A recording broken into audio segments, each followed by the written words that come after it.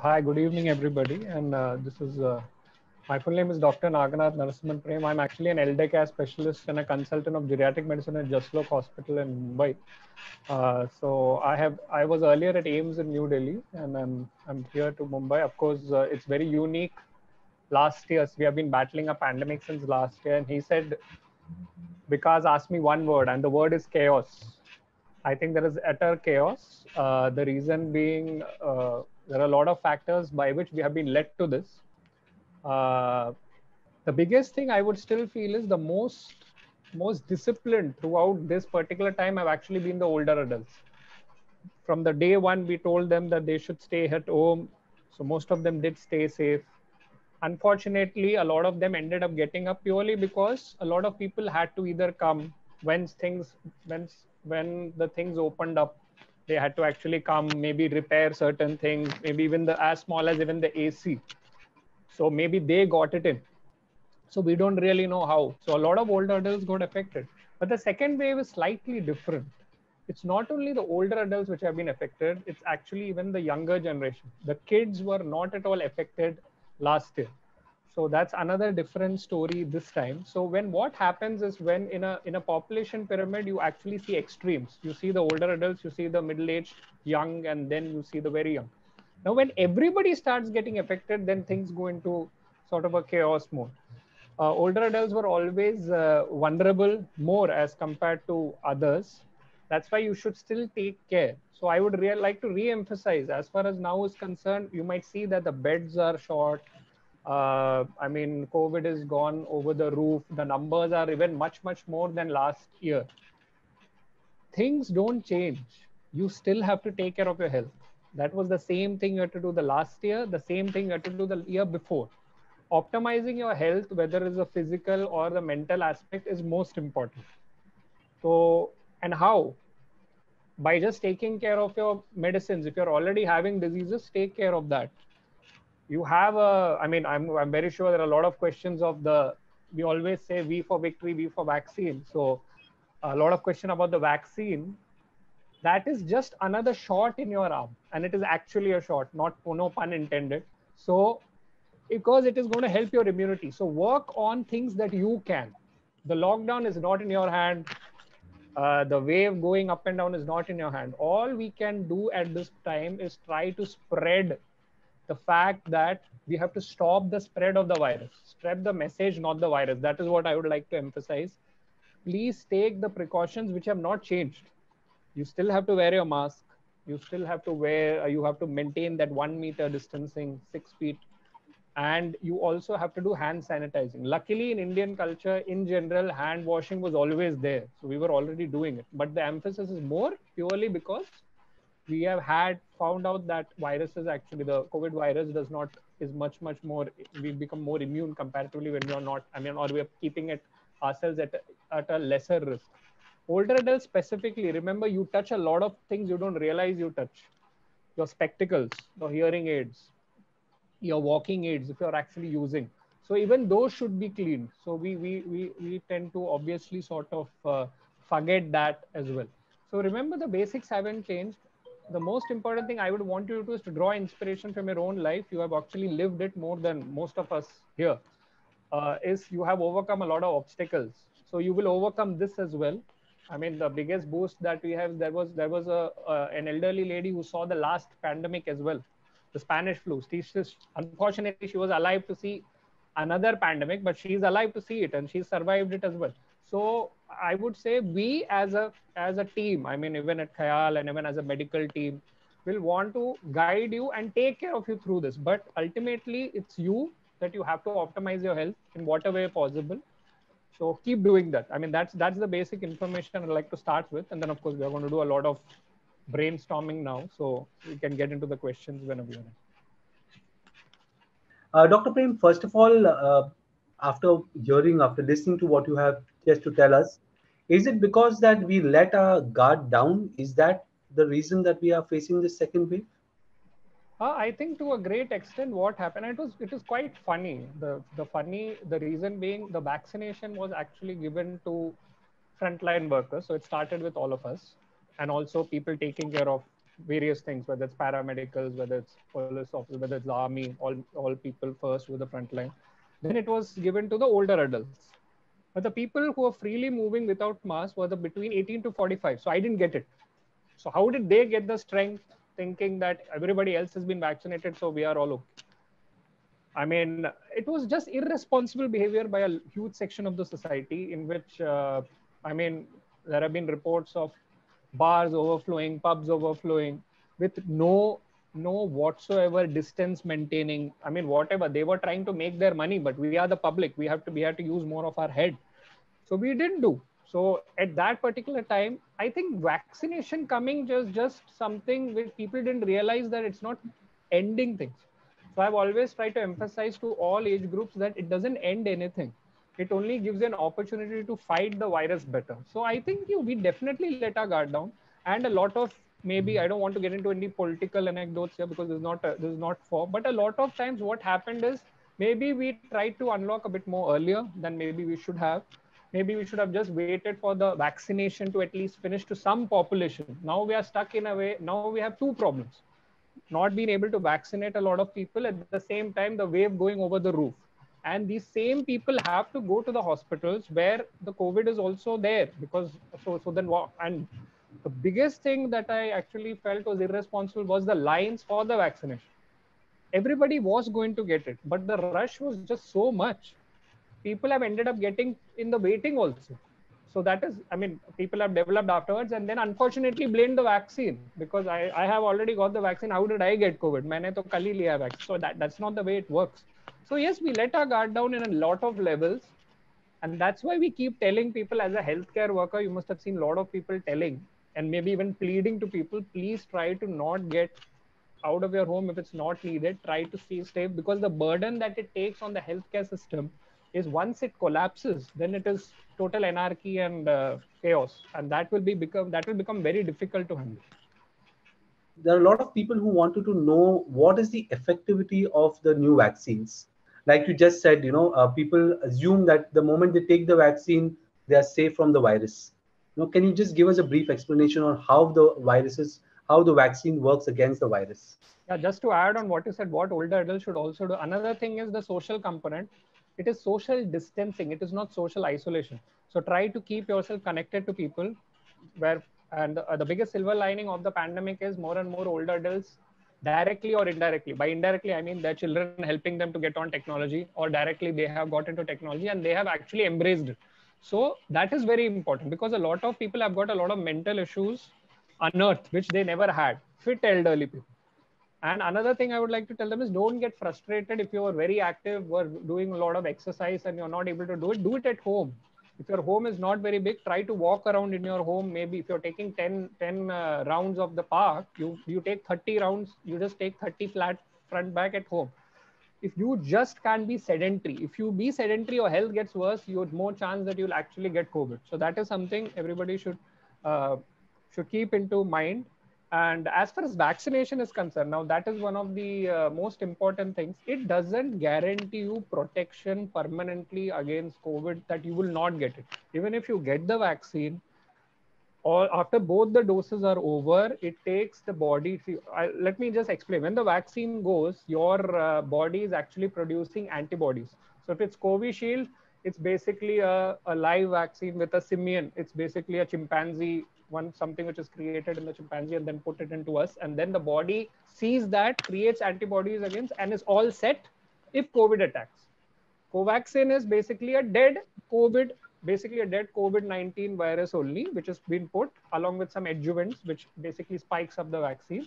And again, it's put in the body, and the body obviously produces antibodies, getting ready to when the infection happens. Now, the thing is, if you get exposed on the day of the vaccination has not even kicked in. So your body will actually take at least, you can say, maybe around 4 weeks after the second dose to see development of some kind of antibodies. And then slowly and steadily, we will see that it is on long term, we can see how much effectivity is there. Now, a lot of people say maybe it will be 6 months, 8 months, but we don't really know, because the number of strains who are mutating that is the key of strain mutating is spread. The more the virus spread, the more get its opportunity to replicate or divide, and the more there will be strains. So that's why the spread has to be stopped. We can't keep saying create new vaccines for the new strains, because that will never happen. Then another important thing is I have taken the vaccine and now I don't have to do anything. No, you're not COVID free. You will get lesser intensity, but that doesn't mean you take the precautions out. So another argument is why take the vaccine at all? It's your best shot as of now in trying to get an artificial way of developing some of your immunity. So I think that is why you should take it. So you are not permanently immune against, I mean, to hit the nail on the head, you're not permanently immune against COVID if you take a vaccine. It takes time. That's why the duration, 4 weeks, then what happens is effectivity or efficacy is the word, wherein 6, 8, 10. Now, a lot of people, I mean, Covishield later said that 8 weeks is ideal. So it was seen that as the weeks were increasing, the efficacy was actually improved. Now people will say, a lot of people ask me, why didn't say initially 4 weeks? Where were the trials? I mean, we were actually sort of giving everybody, and during when we were giving the vaccination is when we got results. So once we got results, then they obviously said you can increase it. Of course, Covaxin is still 4 weeks. So that is also there. So that is important. So after that duration and then post vaccination, when you see the antibodies developing, then is when the actual protection starts. And you are always susceptible to COVID. So you cannot just throw away your mask and say, no, I'm all okay now, I can attend everything. That doesn't work. Why? People with both the dose of vaccinations have also got the infection. So that's why I'm trying to sort of stress on it.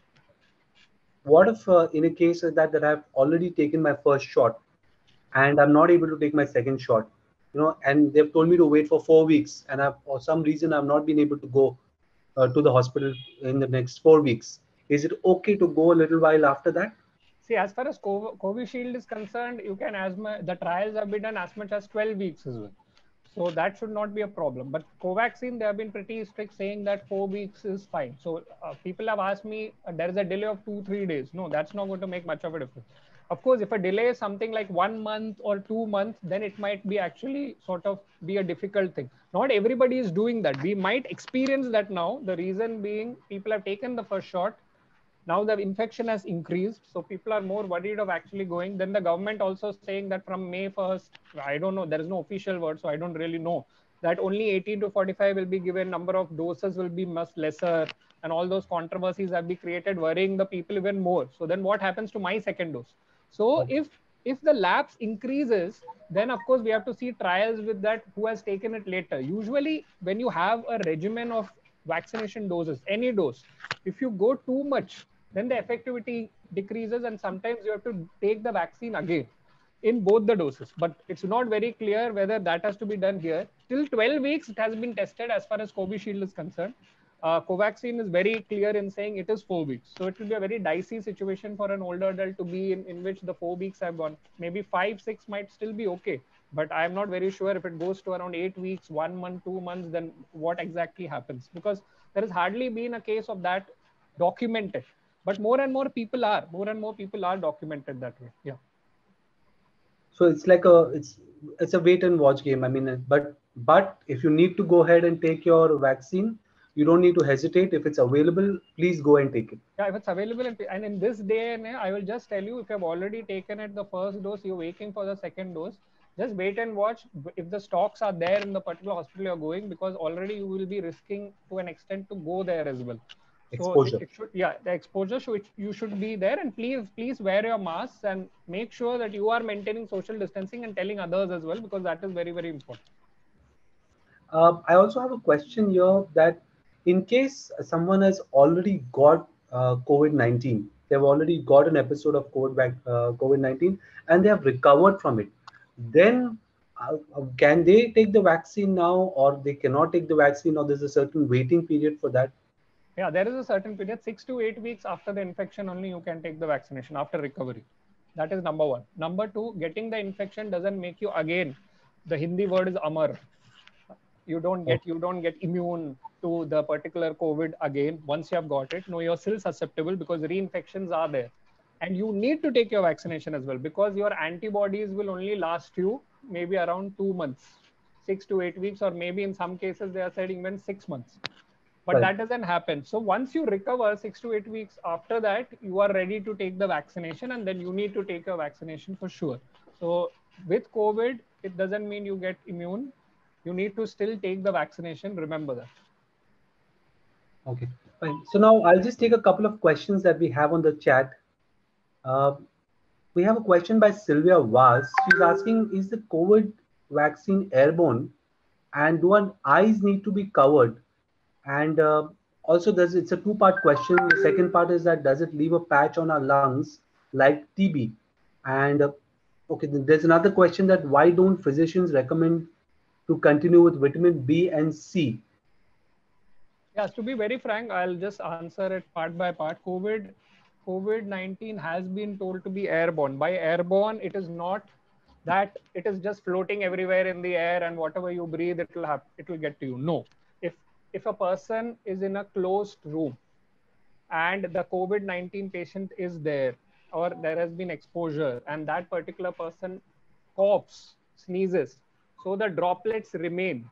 So the droplets remain in the air, and then if somebody inhales those droplets, then you will end up getting that. That's why everybody is breaking their head on back. Put in the mask. You please put the mask. Make sure that you are protected against actually inhaling the particular COVID-19 virus. So yes, it is very much airborne now, but it's not the way you are thinking. By airborne, everybody feels that I just go out and breathe the air outside and I'll get it. No, you have to breathe.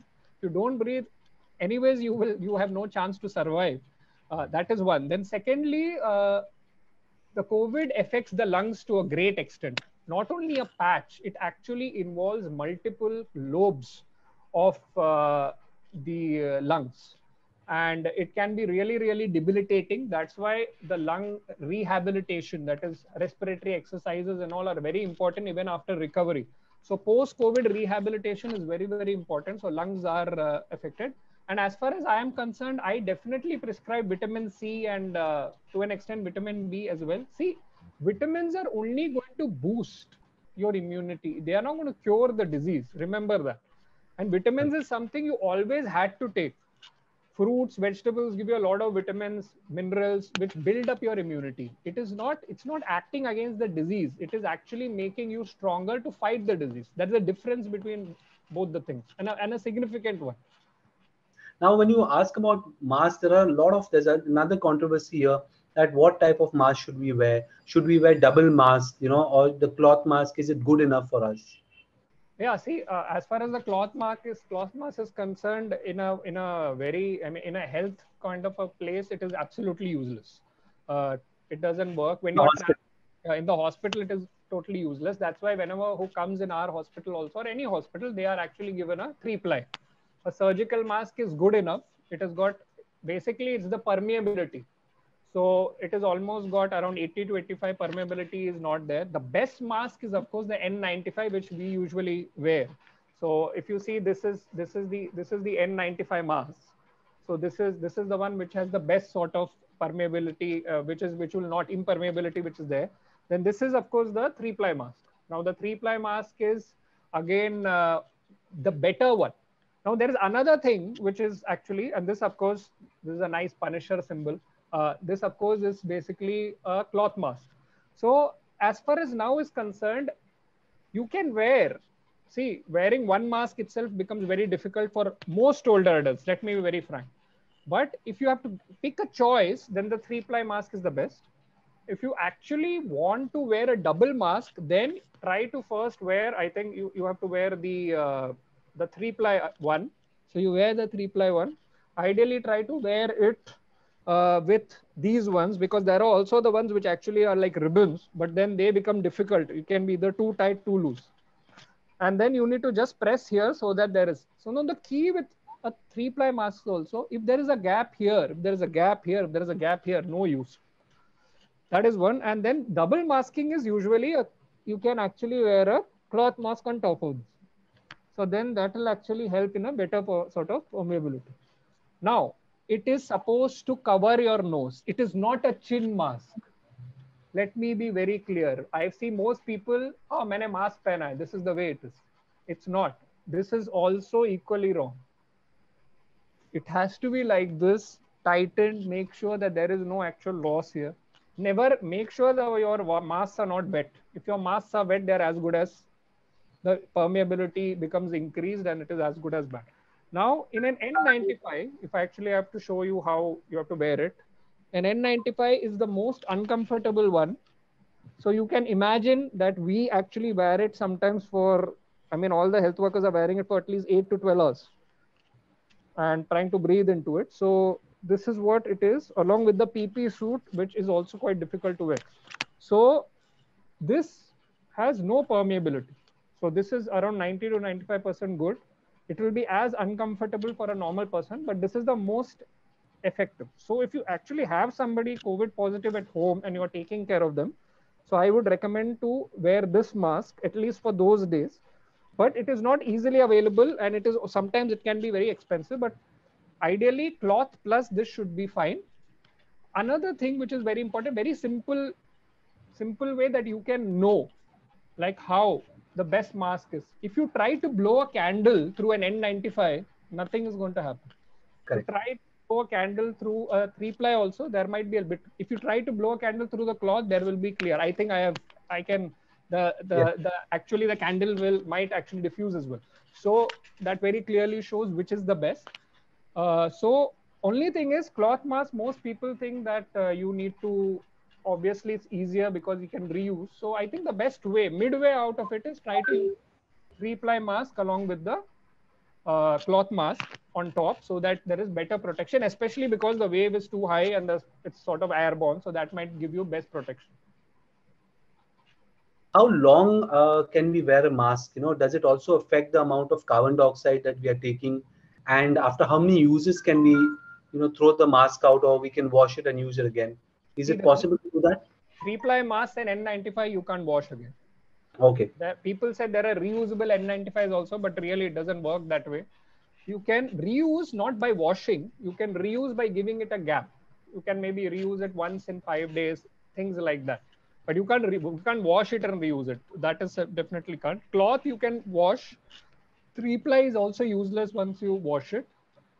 If you are using a single mask, see, it depends on exposure. If you're just going out, coming back, and the mask is there, then and you're not going to wear it at all throughout the day, you can throw it off. If you have to wear it again and again, then maybe you can reuse that 3-ply mask maybe on that same day.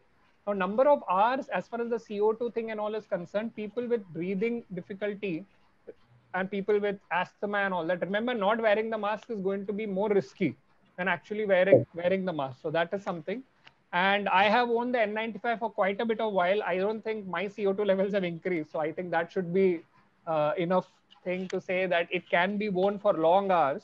But as far as you are concerned, wear it till the time you need to wear it, especially while going out. If somebody is infected at home, definitely, if you're going to take care of that person, definitely don't put yourself at risk only to take care. Sometimes we get bind into emotions that we have to take care come what may. No, you have to be careful as well, because remember, if you also get infected, then who's going to take care? So that those are some things which are very precise things which you need to take a call on.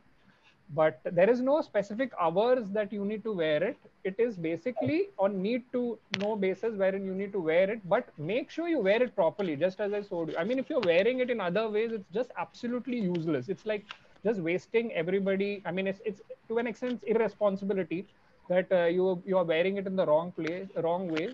The reason I'm saying is this is a disease in which you are not only responsible for your own protection, you're also responsible for the other person's protection also. So that is something, if you take into consideration, you'll be more safe. Okay. So, Doctor, now we also have a question by Romano Fernandez. First of all, he'd like to thank you. Yeah. Okay, so it's quite a big question, but I think he's just trying to say a couple of things, that as of now, there's a lot of insufficient data to go ahead, have a vaccine, because also the vaccine is continuously mutating, right? And in the absence of this data, what should we do? But ideally, like I think you have already covered this, is that we need to follow through and do what the government is telling us, because they are definitely maybe a little slow because of the amount of cases that they have, but they are telling us the right thing, and we need to follow that instead of going about by our instinct right now at this point of time. Be safe, stay indoors, use all It's the 18 protection, hours. but continue listening to the government, continue listening to the authorities, and take in the vaccines. All the vaccines are definitely safe, as safe as they can be as of now. But we are still learning, right? We are still learning a lot about the vaccines. Now, also there's a couple of people have also put in that people have tested positive after the dose. So, when should the next dose be? So that's all that very variable as per your treating doctor. Yeah. Correct? As far as the variants are concerned, see, if we work very hard, the viruses also work very hard, and we have made sure they are working hard, because the spread is, I mean, we are, by not following precautions, the spread has actually increased.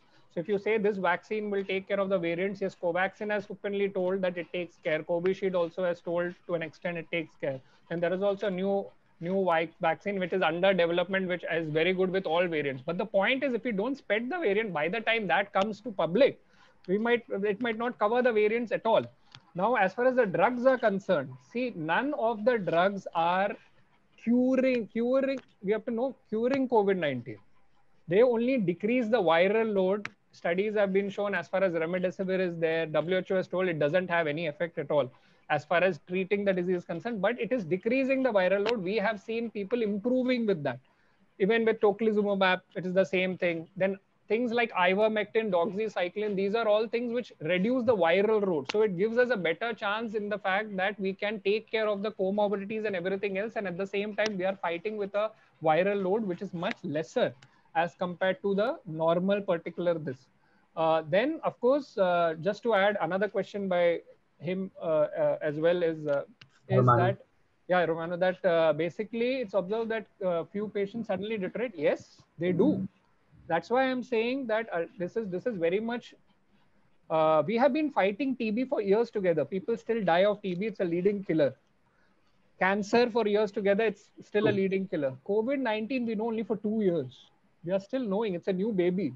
We are discovering every day. And with the variants, it's becoming very difficult to actually handle. That's why we always say try to burden the healthcare system less, so that we have more and more time to actually analyze. Now it is basically between analyzing the virus and saving the patients. We obviously have to concentrate on saving the patients.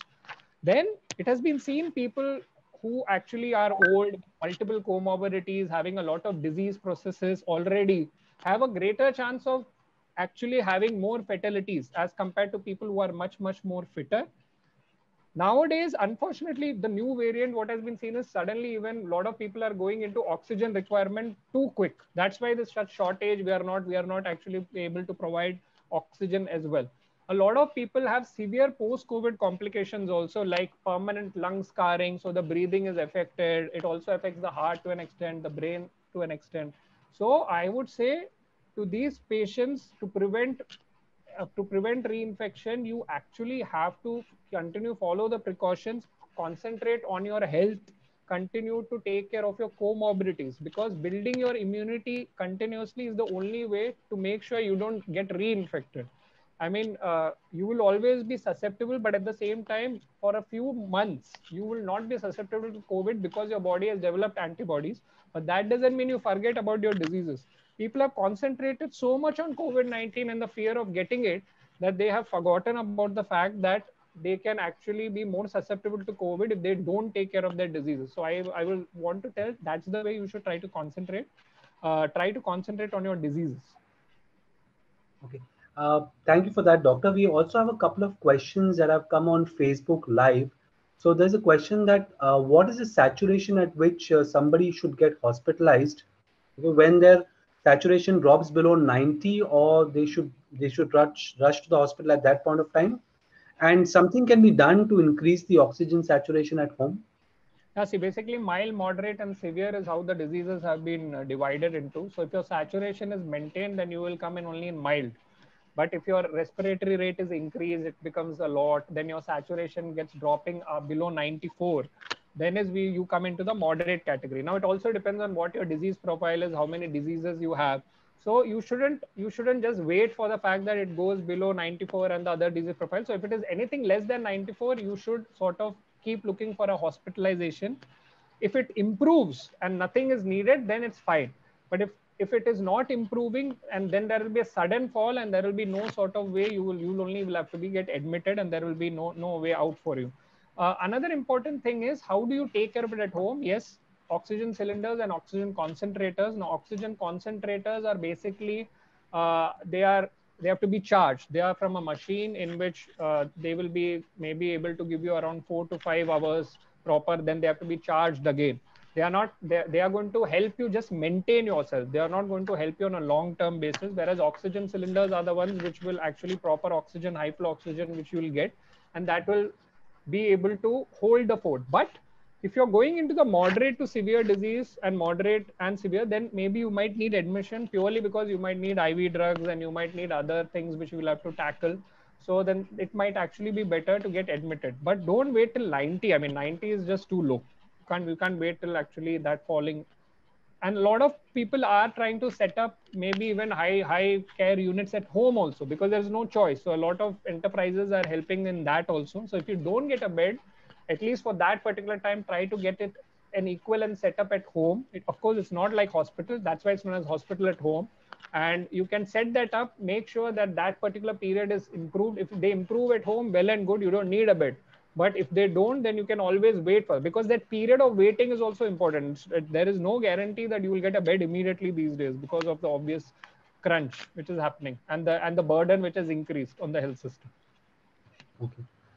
So on that point, doctor, I would also like to tell everybody who's listening to us that as of now, because of the number of cases that have increased, and how difficult it is right now for people to arrange to get even the basic necessities, we have opened up and we are helping people at Khayal. Okay, whoever's are our members. Not only that, also anybody who's elderly who requires help, you are requested to call us up, and we will try to help you or connect you with people whoever can help you in terms of getting your medications, in terms of even trying to set up a ICU at home. We know people, we know our partners who can assist you with that. So please feel free to call us up on the numbers that are available on our website. You can go to our website, that is www.khayal.com. That's KHYAAL.com. And you'll find our number. You can call us up, and we will do our best to assist you, especially for the elders. Doctor, we'll go on with another question that we have from Vishal, and he's asking us on Facebook Live that how long is the vaccine effective? If I've taken a vaccine, how long is it effective? That's what I said. As of now, we can only say that it might be affected maybe to around 6 months, maybe 8 months, but it is difficult to say, purely because the strains are changing, and we don't have enough data. The data, it's just coming in because we started vaccination only in Jan. And once the vaccination has started, we have not even covered any amount of population. Let me be very frank. Only senior citizens, not covered them completely. Frontline workers, 18 to 45 is maximum. So we need to sort of focus on them as well. So once we are actually getting through the maximum population, and the trials also come, then only we can see whether how long it is going to be effective, whether we will need a booster or not. We might need it, we might not need it. To be very frank, it's very difficult to say. But yeah, I mean, that's the way we are going. It's an ongoing process. Unfortunately, it's fluid. If it was only the vaccination with a very less amount of cases now, we would be more concentrating on that. But that's why stepping up vaccination and the infection both the time becomes very difficult to have. Okay. Now, doctor, a couple of other questions. Prajakta is asking that what is the risk factor for the second wave for children who are below 10 years old? To be very frank, the risk factors are very much the same. I mean, if unfortunately what had happened is because children were not considered susceptible, so a lot of times not necessarily they were also wearing masks, which they always had to, and they were only considered as carriers initially, wherein they will maybe just spread it from one person to another and not really get a lot of infections. This time that is not the case. A lot of older adults, I mean a lot of younger adults, children below 10, maybe when the first or second year of life also have been affected. So that becomes, so that is also there. So of course somebody who is maybe low birth weight as far as the very young is concerned, then people with maybe deformities, or people who are actually differently abled, they might be under maybe a more stress of less than 10 as far as this is concerned. But concentrate on the fact that you give them good diet, basically they are already active a lot. A big thing which has hit them also is the lack of physical part, which most people were doing. So the risk factor now was a lot of children were out as well. They were playing, they were doing a lot of things, then coming back. So maybe that also has sort of triggered the spread. So arresting the spread is most important. And also try to, as a you can say parent, also try to focus on the mental part, I would say, because a lot of children have only been seen screens the entire time. So that is also something I like to highlight, because they crave to go out. I mean, as a child, I remember that I really wanted to play out most of the time. Most of the part they didn't. Suddenly, they are again going into the fact that they can't. So I think everybody needs to make them understand in the best possible language. So not to scare them, but at the same time, they should also know what's happening, because that's the best way of going about it. Okay. Now, another question by Anne Isabel. She's asking, is there any particular diet that we need to maintain if we are COVID positive? I mean, I would take it that, is there any particular diet that you would suggest for anybody, especially for anyone who's COVID positive, or, if I want to protect myself, if I want to build up my immunity from COVID, what should I be eating on a normal basis? So you have to have plenty of fluids. You have to have good amount of vegetables, then fruits. Try to take a high protein diet. That is very important. During the COVID times, if you're COVID positive, then try to make sure that your energy levels are high. So that can be actually be taking food multiple times, because the problem is it really kills your energy level. COVID can really make you very fatigued. And try to do your breathing exercises. So that is very important, because your lung function also has to be sort of improved at the same time. Apart from that, have a good diet. Don't try to skip your meals, because a lot of you will not have taste. Most importantly, a lot of people are not having smell also. So killing smell and taste are one of the two triggers of not actually eating, because that's what basically makes you eat. So that's something we say, muh mein pani aana is purely because, or when you get a smell is when you actually get initiated to food. So that might not be there. So make sure, even if you have to force yourself to actually eat properly, because that is very important for immunity. And apart from diet, try to sleep well. Sleeping is very important to develop good immunity. Concentrate on reducing the stress levels. Easier said than done, but try to meditate. Remember, when you actually have COVID and you have a mild disease, it's a time to focus on yourself, wherein you can just rest and relax if everything else has been taken care of.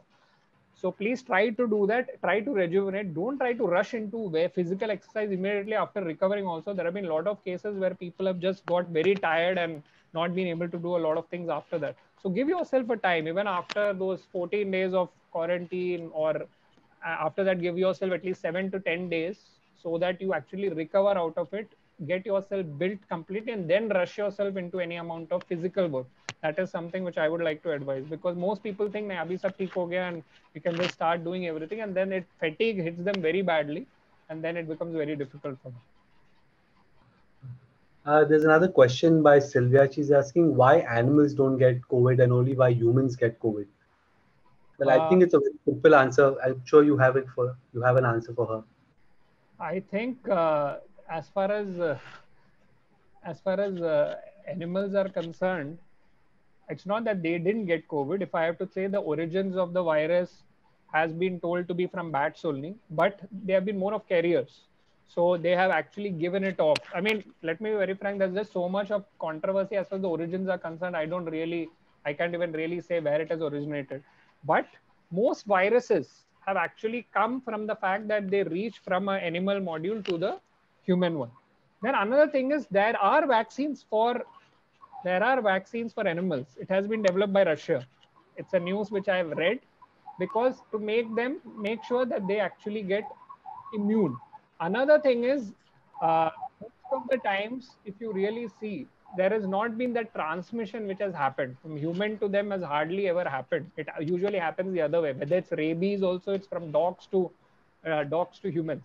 So that's how it has been. And apart from that, their way is build up different. Their immunity is very, very much different as compared to us. A lot of them, even especially if you see the kind of food they eat, the kind of things that they actually have to undergo. Their lifespan overall is as compared also less.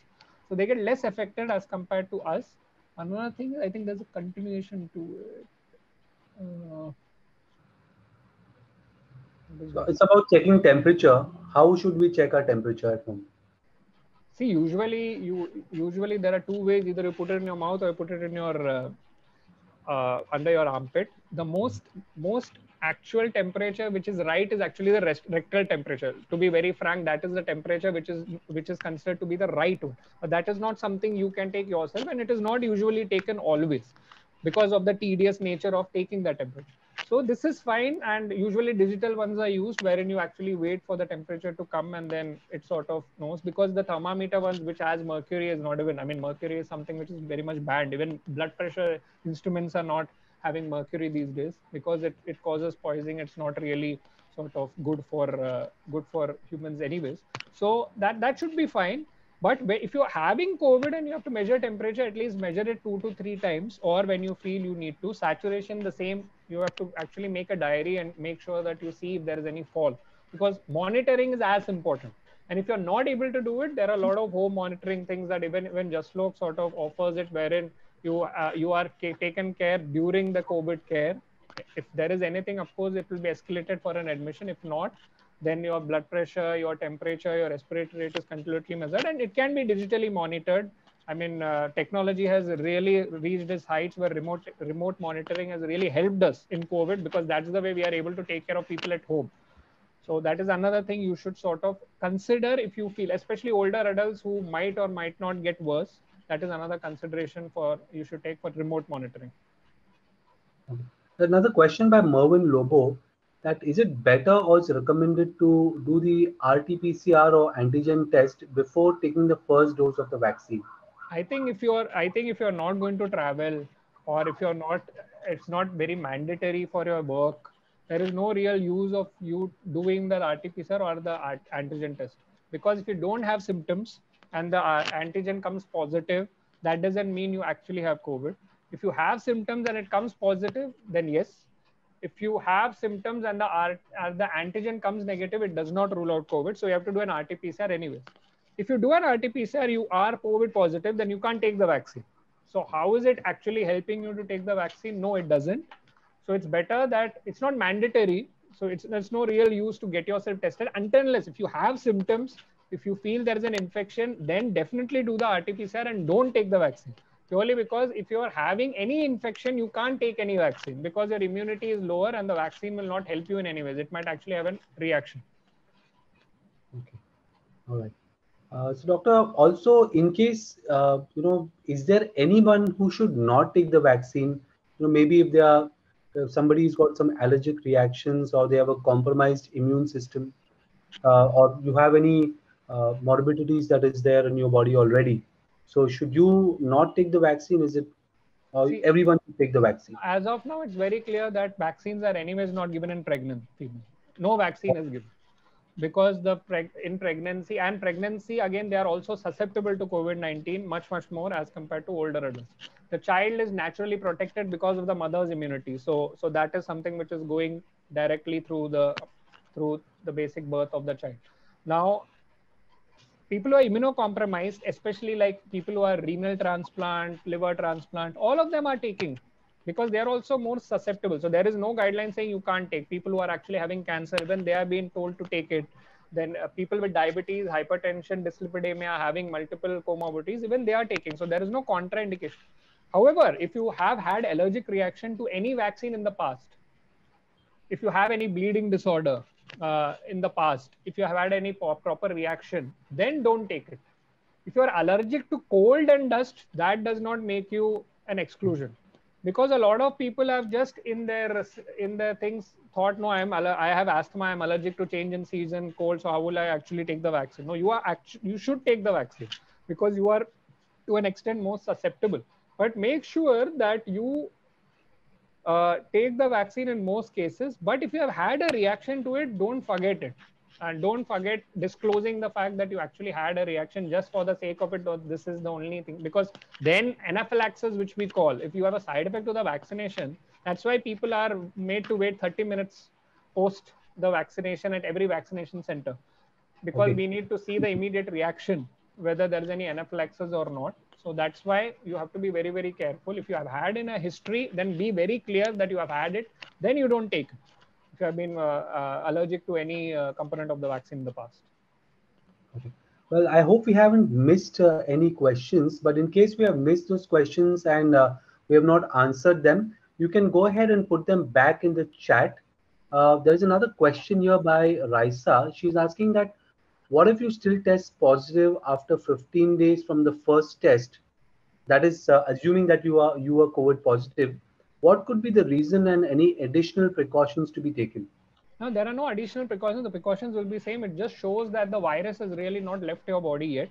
Some remnants are there. That's why we say that it's better that from the day of onset, just don't do it at 14 days in compulsory. Just wait a bit more. Wait a bit overall, maybe 3 weeks or some more time, so that you can do the test, so that you're actually convinced that the virus is already there. In immunocompromised people like renal transplant patients, it just comes forever positive. We have seen in the hospital almost 3 to 4 times a person actually come in positive again and again, because for them, unless they get a negative, we do not discharge them, because they are immunocompromised as compared to this. And that's also a criterion. You can't discharge somebody who's positive unless they are ready to isolate themselves at home, giving an undertaking that they will isolate. Because if they don't isolate at home, then it's actually a public risk, because then they can give COVID to other people. So that is important. Then not adding to that, just to additional precautions is nothing much. You cannot get COVID by taking the vaccination, because that is a myth, that you take the vaccine and because you have taken the vaccine has given you COVID. No, that doesn't happen. It's a dead virus. Yeah, because even if it's a live virus, for example, Covishield is a live virus, but it's not the COVID-19 virus. It's basically an adenovirus, which is another virus. So there couldn't have been any infection. I mean, no vaccine would have actually helped, because even the pneumonia vaccine, even the influenza vaccine, they're all injected, and that doesn't mean you get pneumonia because of. Basically, if you have maybe not taken the precautions during that time, maybe that is the reason why you actually got it. One, and two is because the vaccine immunity has not kicked in. Because this is a very common myth that people ask me, that I took the vaccine and the vaccine actually gave me COVID. So that is not possible. Okay. All right. So it's there to help you. It's not to give you the COVID. Yeah. It's not to give you COVID-19.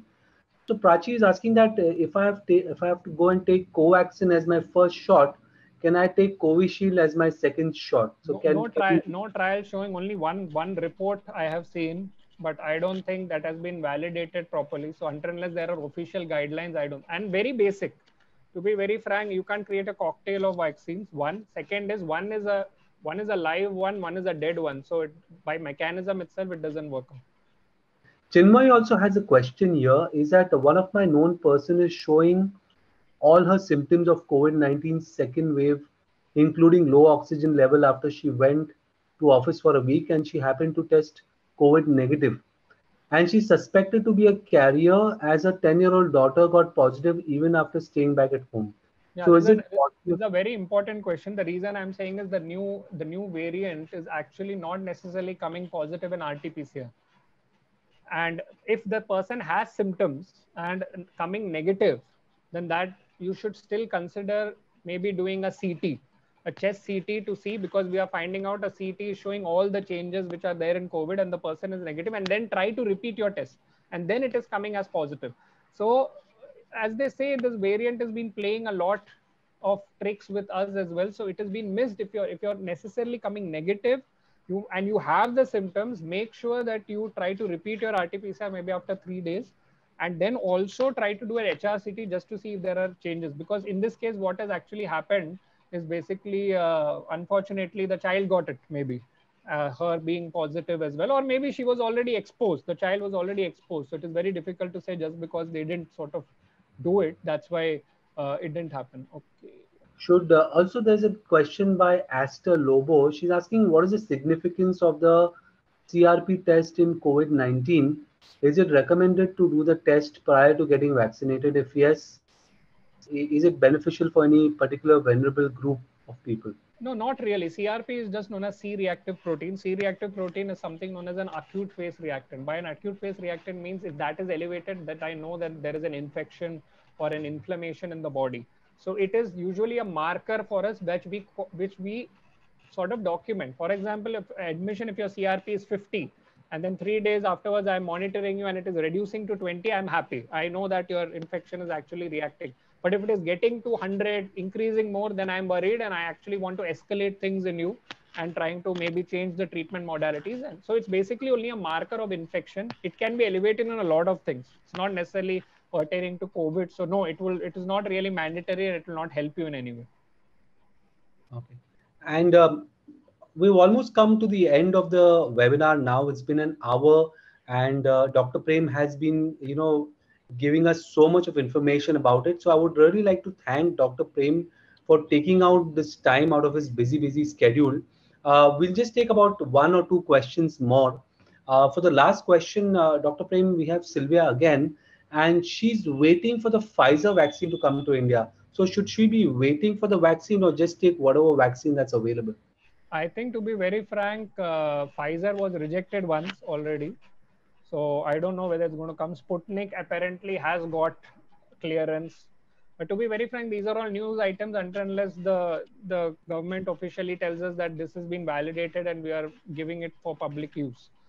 There is also a talk of Johnson & Johnson having a single dose nasal vaccine. But is it working against the variants? Is it actually going to work? We don't really know. So the thing is, we need to see what is in hand. I mean, a very famous saying, it's better to have something in hand than worry something what is in the bush. So because we don't really know. So let's sort of try to see what is in hand, try to take that and believe in that. If you don't believe in the vaccine, my advice will be don't take it, because you will never believe it. But if you actually believe in it, you should take it. If you want to take Pfizer or any other vaccine, yes, there is availability abroad, but you will have to go abroad, which is almost impossible now unless you're actually going to emergencies or sort of, because other vaccines are available abroad. Let me be very frank. Dubai has, Middle East has other vaccines, Sinovac, a lot of vaccines are there in Singapore, which are not entirely coming in India. Pfizer has definitely not come in India. So that is your choice. But then what you have in hand, nothing changes for me. The mask remains, the hand washing remains, the social distancing remains, not the social isolation, the social distancing remains. Try to maintain that, try to take care of yourself. That's how it's going to stay safe. Worrying about and creating anxiety of things which are not in your hand will not help you. If you don't have mental peace, you won't have physical peace, you won't be healthy. If you're not healthy, then you'll be susceptible to COVID. So that's how I believe. So you have to break the chain by making sure that you are more and more careful. And again, I would say, to be very frank, it's what we as healthcare workers are saying. Try to reduce the burden. If you reduce the burden, that is when we will obviously be able to tackle the situation better. If there is more burden, it will be very difficult, and we are only looking at more and more months of living the way like this, which nobody really, let me be frank, as a healthcare worker also, this is not the most comfortable position to be. Okay. Well, again, this question is by Sylvia, that the immunity is only for 6 months. I think you've answered this before, and no vaccine is permanent as of now. This is new. There might be newer variants that may come. So you might require a booster shot after 6 months, after 1 year. Maybe it's an endemic and not a pandemic, and we might have to take a shot like you have the hay fever every year. So there's nothing like we can really say about it right now, but we need to wait and watch.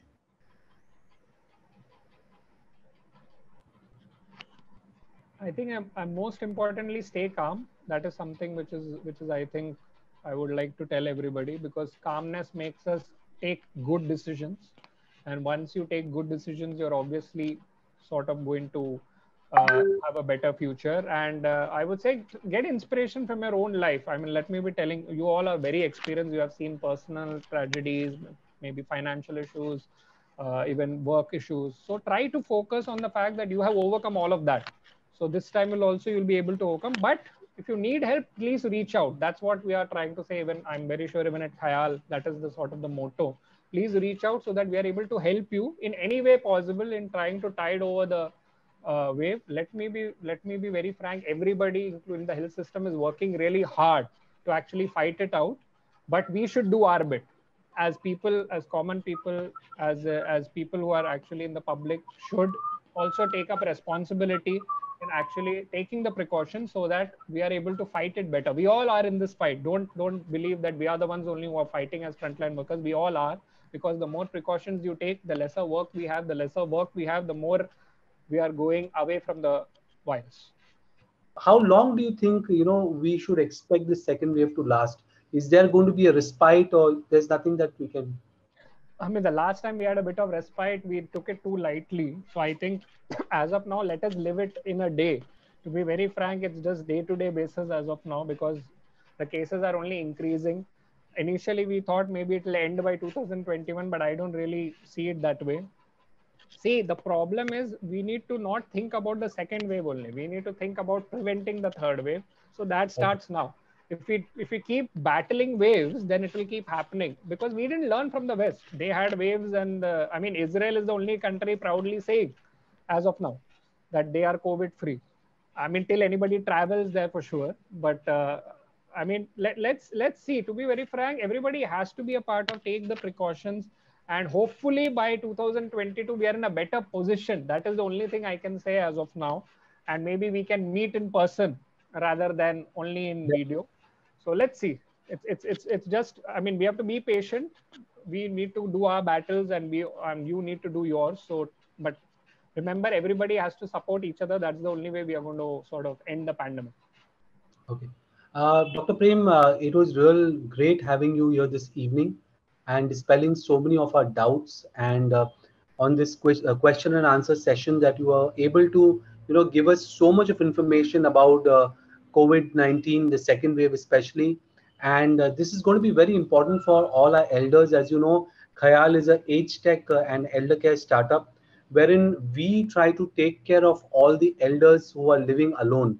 So we provide them different kind of services, whereas in, just in case they need some medications top up, or they need to buy their vegetables, we go ahead and help them.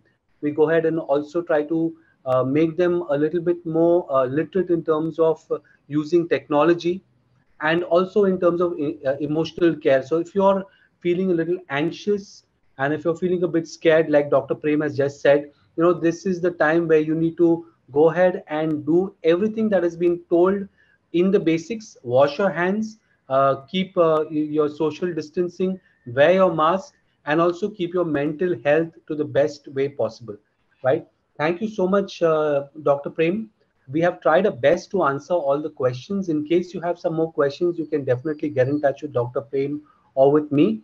We will continue having such webinars every weekend whenever possible, and we'll let you know. For more information, you can always go on our Facebook page and find the information there. Thank you so much.